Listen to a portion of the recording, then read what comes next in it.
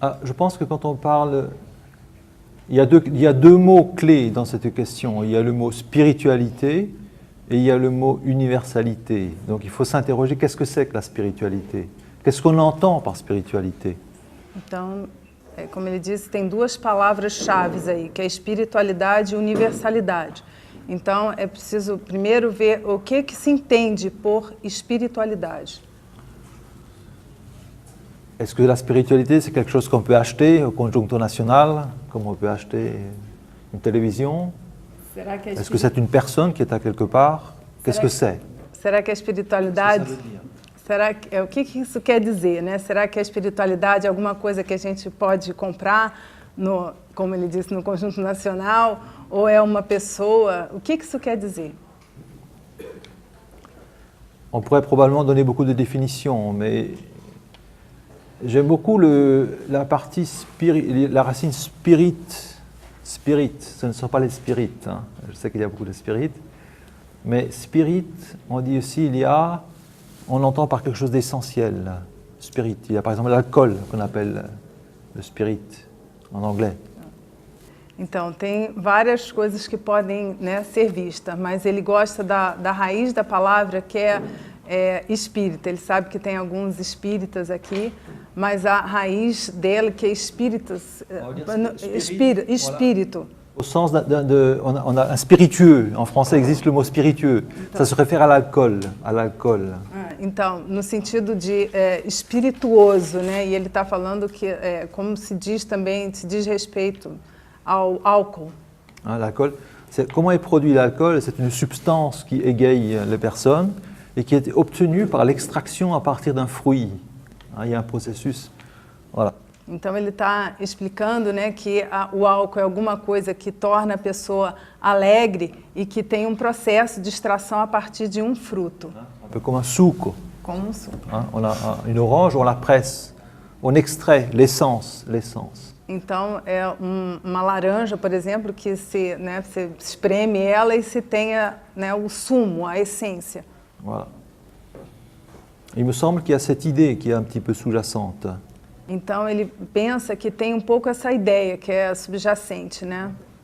Souvent, lorsqu'on parle de spiritualité, que ce soit de religion ou de mystique quelconque, il ne s'agit pas de choses qui sont facilement saisissables. Então, quando se fala, né, de religião, de espiritualidade, não é nada que seja facilmente apreensível, compreensível. Ce n'est pas quelque chose qu'on peut saisir avec les mains, identifier, localiser facilement. Não é algo que se possa tomar, apreender com as mãos e tomar facilmente.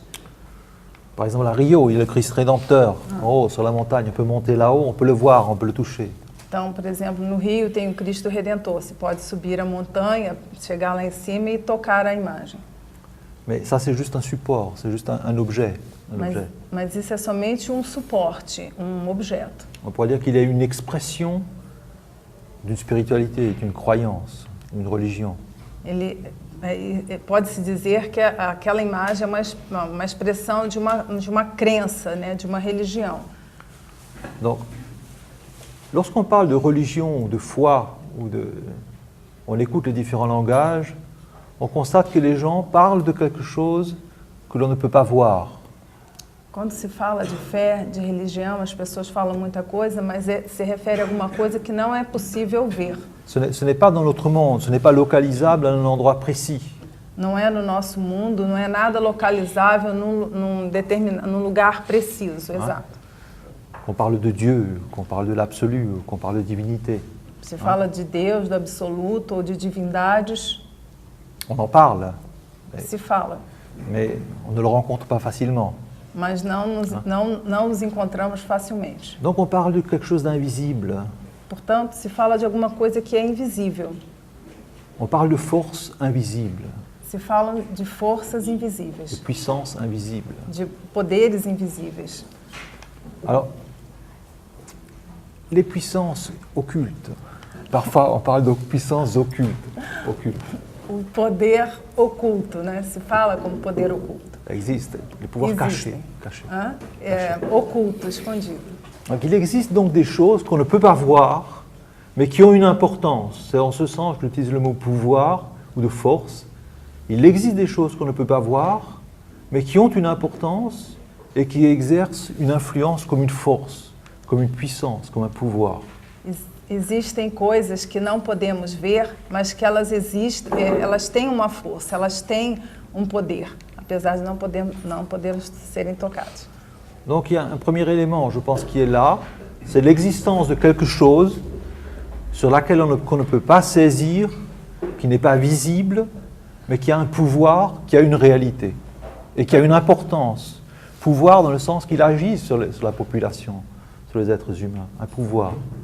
Então, o que está se falando aqui é que existe alguma coisa que tem poder, mas que ela não pode ser vista, ela não pode ser tocada, mas ainda assim, né, nessa condição, ela exerce poder sobre as pessoas. Voilà. Par exemple, sous l'inspiration de ce pouvoir, de cette réalité non visible, les sociétés ont construit des monuments. Então, por exemplo, sobre, né, o poder dessa força não visível, seres humanos construíram monumentos. Dans la tradition chrétienne, on construit des églises, des cathédrales. Il y en a plein en Europe. Ici aussi, à Brasilia, il y a beaucoup d'églises. Il y a la cathédrale.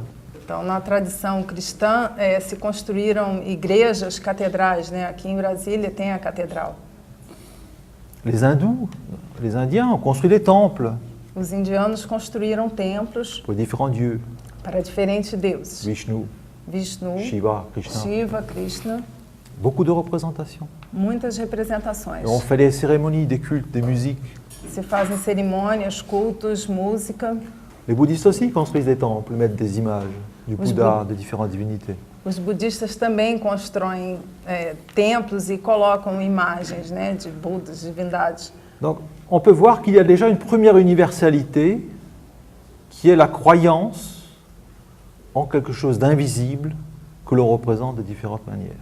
Então, a gente já pode ver que essa universalidade já existe nessa fé que são representadas de diversas maneiras.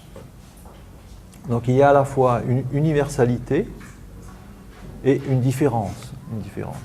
Existe uma fé universal e uma diferença. Voilà. Il existe d'une manière universelle une croyance, sans que ce mot ait quoi que ce soit de péjoratif, une certitude, une foi, une confiance en quelque chose de non visible, de puissant, et que l'on représente de diverses manières. Existe uma universalidade, né, no que se refere à crença em algo que não é visível, mas que tem esse poder, mas que é representado de diversas maneiras. Par exemple, dans l'hindouisme, il y a beaucoup de représentations. On représente Shiva, on représente Krishna, Ganesha. No hinduísmo tem várias representações de Shiva, Krishna, Ganesha. Dans le christianisme, il y a beaucoup de représentations du Christ. No cristianismo tem diversas representações do Cristo. La Vierge Marie. Nossa Senhora. Actuellement, on représente le Christ sur la croix. Atualmente se representa o Cristo na cruz. Hein? On aime beaucoup aussi représenter la scène de la Pietà. La Pietà. Hein? C'est lorsque la mère du Christ l'a recueilli dans ses bras au pied de la croix. Tem a imagem da representação da Pietà, a mãe de Cristo recebendo-o em seus braços. Ce sont des représentations relativement récentes. São representações relativamente recentes. Qui se sont beaucoup développées au Moyen-Âge, lorsqu'il y a eu les grandes catastrophes, les grandes épidémies en Europe. Então, il y a une dramatisation de la représentation. Mas na Idade Média, né, devido ao período de guerras, houve muitas dessas grandes epidemias. Il y a eu en Europe, au Moyen-Âge, il y a eu des épidémies comme la peste qui ont détruit les 2/3 des populations. Des villages entiers ont été détruits. Então, na Idade Média, existiram epidemias que destruíram 2/3, às vezes, da população. Donc ça a suscité un élan de foi, de prière et une dramatisation de la foi. E isso suscitou uma dramatização da fé, né? Donc une sacralisation de la souffrance, du drame. Uma sacralização do sofrimento, drama. Il n'en a pas été toujours ainsi. Mas nem sempre foi assim. Par exemple, dans l'Empire byzantin, il y avait une représentation du Christ rédempteur. no Império Bizantino existe uma imagem do Cristo Redentor. Hein. Il était représenté comme glorieux, hein, avec un symbole royal. Ele era representado de uma forma gloriosa, com símbolos reais. Donc on peut voir que dans une même tradition, les représentations varient avec le temps. Então, se pode ver que numa mesma tradição, as representações variam dependendo do tempo. Même les églises, il y a d'innombrables églises, surtout à Brasilia, il y a des églises pratiquement dans tous les quartiers. E também nas igrejas, né? Aqui em Brasília tem igrejas em praticamente todos os bairros, as áreas. Alors, bien qu'il y ait de nombreuses églises, il n'y en a pas une seule qui soit exactement identique à l'autre. E mesmo que hajam numerosas igrejas, não existe uma que seja idêntica à outra. Hein. Donc à l'intérieur d'une même tradition spirituelle, on peut voir que bien qu'il y ait une foi commune, il y a d'innombrables représentations. Então, mesmo, né, dentro de igrejas que têm uma fé comum, né, existem inúmeras representações. C'est intéressant d'observer cette diversité. Então, é interessante observar essa diversidade. Parce que parfois on essaie de penser, de souhaiter que tout soit unique, que tout soit un. Porque às vezes, né, se tenta pensar que tudo seja único, que tudo seja, se deseja, se aspira que isso seja único, que seja que tout le monde partage la même vision, la même foi, etc. Se deseja que as pessoas compartilhem a mesma visão, a mesma fé. Ce désir d'unité est étrange. Esse desejo de unidade é estranho. Porque dans le monde, il n'y a rien qui soit semblable. Porque no mundo não há nada que seja semelhante. On pourrait dire que ce qui particularise notre monde, c'est la diversité. Então, a gente poderia até dizer que o que dá particularidade ao nosso mundo é a sua diversidade. Hein? Il y a une remarque de Vivekananda, le disciple de Ramakrishna à la fin du 19e siècle, il dit « Celui qui souhaite l'unité, il veut la destruction ». Então, tem dito de Vivekananda, discípulo de Ramakrishna, que aquele que quer aquele que quer a unidade, ele quer a destruição. C'est curieux de penser comme ça, mais si on réfléchit un peu, c'est vrai. É curioso pensar dessa maneira, mas se a gente observar, isso é verdade. Lorsque si toute la Terre était réduite à une boule de feu, on aurait l'unité. On aurait une forme d'unité. Tout serait pareil. Se a Terra fosse reduzida a uma bola de fogo, tudo seria igual, né? Teríamos aí a unidade. Donc, le fait de vouloir réduire tout à une seule chose semblable conduit à la destruction. Então, tentar reduzir tudo a algo semelhante conduz à destruição. Hein? Et ça ne marche pas. E isso não funciona. Il y a eu beaucoup de tendances à travers l'histoire de l'humanité qui, de diverses manières, ont voulu unifier les gens, les rendre pareils. Então, houve várias tendências ao longo da história do mundo de tender os homens que eles fossem semelhantes, torná-los semelhantes. Et ça n'a jamais fonctionné. E isso nunca funcionou. Ça a duré un certain temps, puis de nouveau les choses se différencient. Isso durou um certo tempo, mas depois se diferenciou. Par exemple, ici, tout le monde est habillé.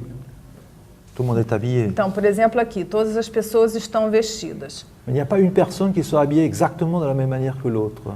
Mas não existe uma só pessoa que esteja vestido da mesma maneira que o outro. Et tout de même, tout le monde aspire plus ou moins, il y a cette aspiration à l'unité. Existe essa aspiração que todos os homens aspirem a essa unidade. On entend parler de diverses manières, il faut être ensemble, il faut se réunir. Il y a à la fois cette aspiration contradictoire de l'union et en même temps cette explosion de la diversité. Então tem essa contradição dessa união que se diz que sempre as pessoas têm que estar juntas, têm que estar unidas, mas existe a explosão da diversidade. Donc, c'est intéressant à observer. Então é interessante observar. On va y réfléchir. Refletir. Donc, revenons à ce point d'une chose invisible qui exerce un pouvoir. Então, voltemos ao ponto desse algo invisível que exerce um poder. Est-ce que c'est une chose étrange? Será que isso é uma coisa estranha? É algo estranho? Si on y réfléchit un petit peu, ce n'est pas si étrange que cela. Se refletirmos um pouco, vamos ver que não é tão estranho assim. Qu'est-ce qui fait tourner la Lune autour de la Terre et la Terre dans le système solaire? Qu'est-ce qui fait se déplacer les galaxies? La force de la gravité. Então, o que faz a Lua girar em torno da Terra? O que fazem movimentar as galáxias é a gravidade. Elle est où? Ela está onde? On ne peut pas la voir. Não podemos vê-la. Donc on a déjà, d'une manière tout à fait évidente, l'existence d'une force que l'on ne peut pas voir, mais qui existe et qui exerce une influence. Então aí a gente já pode observar que existe uma força que não é possível vê-la, mas que ela exerce uma influência. Donc ce que l'on peut voir, ce qui nous prouve l'existence d'une force, est sa manifestation. O que não podemos ver, mas podemos experimentar seu poder, é a manifestação. De cette force. A manifestação dessa força. Donc, une manifestation donnée nous donne l'indication de la présence d'une force, Então, invisible, elle. Uma manifestação de uma força nos mostra a existência dessa força, invisível. Donc, vient la notion d'un objet qui est un véhicule d'une chose invisible. Então, vem a noção de um objeto que é um veículo do invisível. Donc, comme l'objet va en quelque sorte manifester cette force, Como il objeto. devient pour l'être humain un moyen d'établir une relation avec cette force. Então, como esse objeto ele vai ser a manifestação dessa força, esse objeto permite ao ser humano de ter nesse objeto a manifestação dessa força. Il va le voir dans la manifestation de la force, et ce support, en quelque sorte, va aider l'être humain à établir une relation avec lui, avec la force. Então, esse suporte, que é a manifestação dessa força, ela vai permitir que o ser humano tenha uma relação com essa força, na função de um suporte. Donc, la relation avec le support de manifestation de la force permet à l'être humain d'acquérir une capacité d'établir une relation avec cette puissance. Então, a relação com esse suporte permite ao ser humano de estabelecer essa relação com essa manifestação dessa força. Donc, cela existe dans la vie de tous les jours.